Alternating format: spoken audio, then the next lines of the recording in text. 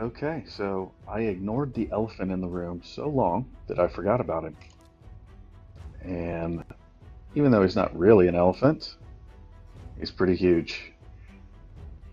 Ha ha ha. Yeah, I'm kind of funny sometimes, but that wasn't one of those times. So, Dracomorph. Amazing, amazing character. I love this guy. He and Bad L are two of the best champions in this game, as far as I'm concerned. They're definitely the best champions that I have, and they are clan boss legends. Um, if you've never seen Dracomorph, let me go through his kit really quick. The aura is basically junk, but it's there. Um, this might help somebody at some point, but I don't really see how. This is one of his main things that he brings to the table. There are only a few characters in this game who have an ability that does weaken, the high level of weaken, and the high level of decreased defense, both at the same time. What makes this one different is that it's an attack all.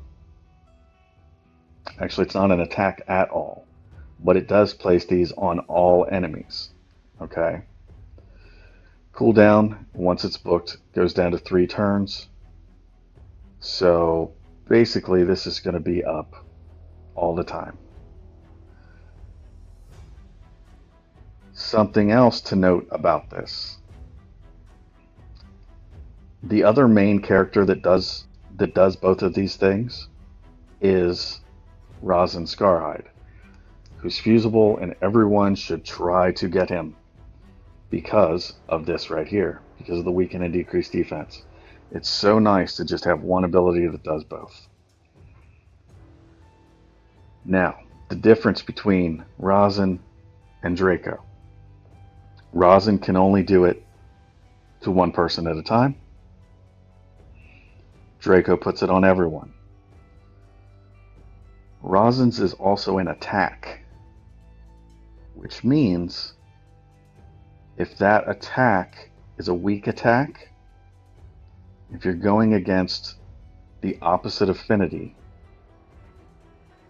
or the negative affinity, I guess you would say, if you're going against the wrong affinity, you have a certain percentage chance for a weak attack.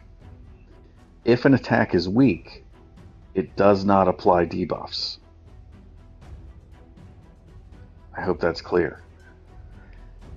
This, Draco's version, is not an attack. It is just a debuff. So it can never be a weak attack, and it's only going to be resisted if your accuracy is not high enough.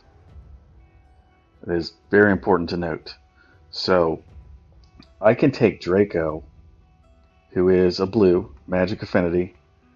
I can take him into any clan boss of any affinity, and he's probably still going to land this 100% of the time, as long as my accuracy is where it should be. The same cannot be said for his poisons, because this can still be a weak hit, which would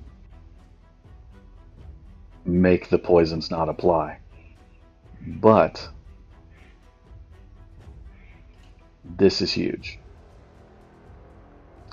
I mean, it's bigger than I can describe probably how useful this is. And it's actually a good thing that it is not a damage dealing ability.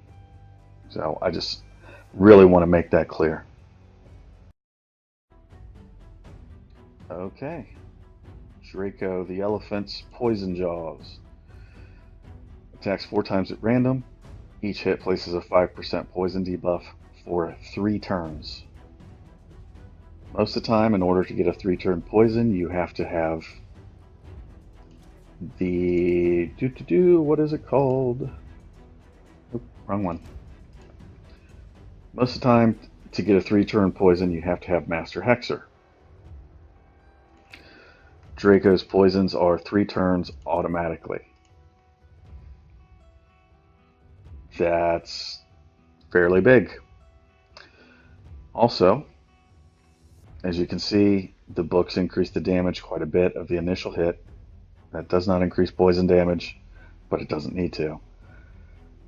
Once you get fully booked, this is on a 3-turn cooldown, which means these poisons are rolling constantly.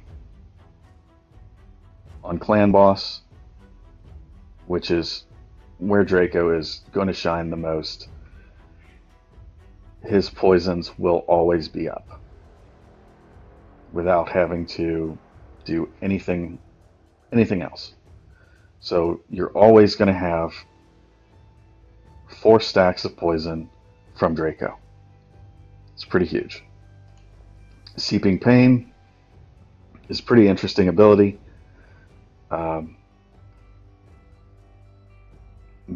Firstly, in the fact that the damage increases for each debuff on the target. When you're talking clan boss or dungeon bosses, you're probably going to have, well, you're going to have as many debuffs on the target as you can. Maxes out at 10, which means this can double in damage if you have full stacks of debuffs on the boss. The other part of this ability is that it attacks one random enemy with any surplus damage if the target is killed. So, if you are clearing waves in a dungeon and one of the characters has 10,000 health, well, let's make this easy. One of the characters has 1,000 health left, and you hit for 10,000. You can carry that 9,000 damage over and then triple it. So somebody, one random enemy, is going to get smacked with 27,000 damage. Yes, 27,000 damage. And that is not an unreasonable number. If a character is very low and you hit them with this, you're probably going to one-shot somebody else. It's extremely fun to watch. I will actually run Draco through a couple of things just to show you. Let me show you where his gear is at, because it's not great. It's what I had and just kind of cobbled together on him. So right now he does have set bonuses. I'm running 1 attack set, 1 cruel set, and 1 accuracy set. Accuracy's right about 110, which is good enough for where I'm at in the game. My goal is to build everyone for Nightmare,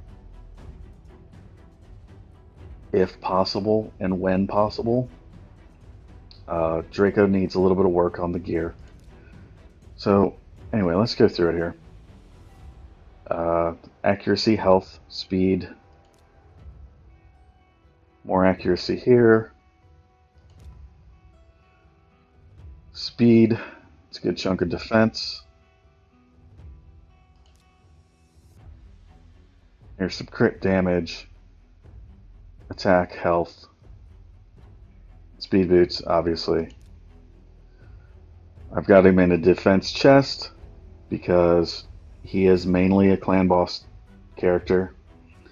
Even though he does hit hard, I don't need his extra damage for clearing waves or dungeons. I just don't need more damage out of him. I would rather him stay alive longer. I do have crit rate on the gloves. Crit rate's still pretty low, but why not? If we're gearing towards upper level clan bosses and dungeons, I may go with health or defense here.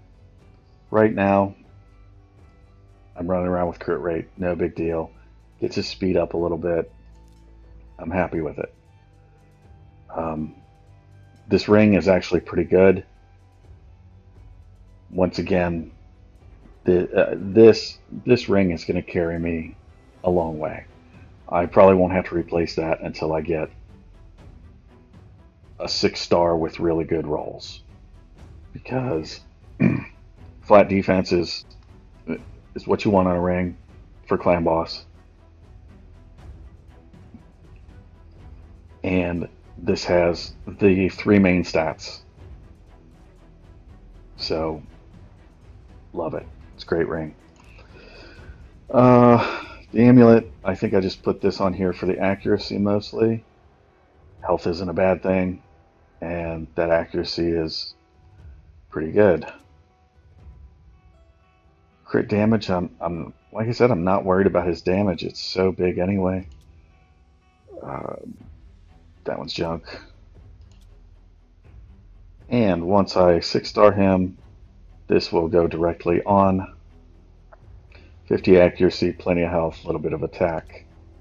I don't think anything else. Actually, that one's pretty good too, but this one's already rolled up and ready to go, so that will definitely go on him. So, Masteries. I did use the gems to fill his Masteries out. Why not? At the point where I pulled him, I was still trying to fill up Masteries. I was basically running with these 4 and Nazana, maybe? I think so. So these guys were into the red, and I pulled Draco. So I said, heck with it. I spent the gems that I had saved up, maxed Draco, and put him in the lineup. That way these 4 filled faster. And now I have 5 characters with tier 6 masteries. And nobody else is really close at this point. So that's something else I need to work on. Once again, this is a mid-range account. So I think I'm set up pretty good. I'm set up very good considering the champions that I have. Like I said, extreme amount of luck.